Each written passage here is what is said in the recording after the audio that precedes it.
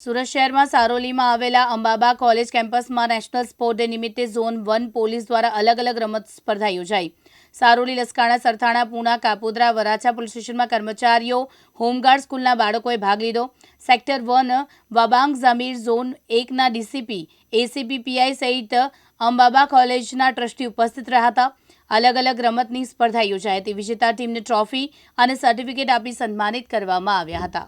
Fit India મૂવમેન્ટના નેજા હેઠળ national sports ડેના ઉજવણી આજે ડીસીપી ઝોન 1ના વિસ્તાર માટે આજે સરોલી પોલીસ સ્ટેશનના કાર્યક્ષેત્રમાં આ સબર કોલેજના કેમ્પસમાં એક સારી સુંદર પ્રોગ્રામ આયોજન કરવામાં આવ્યા હતા।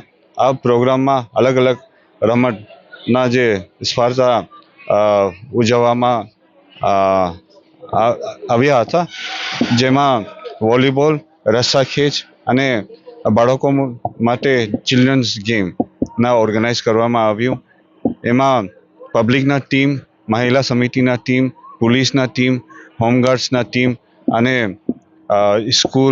સ્કૂલના ટીમો ભાગ લેવામાં આવ્યું અને અલગ અલગ સ્પર્ધામાં અલગ અલગ ટીમે જીત હાંસલ કરવામાં આવ્યું। મહિલા સમિતિએ પણ અને પોલીસે પણ ટ્રોફી હાંસલ કરવામાં આવેલ અને પ્રોગ્રામ સારી રીતે અને શાંતિપૂર્ણ પૂરા કરવામાં આવેલ છે। કાનાભાઈ મેર, દિવ્યાંગ ન્યૂઝ, સુરત।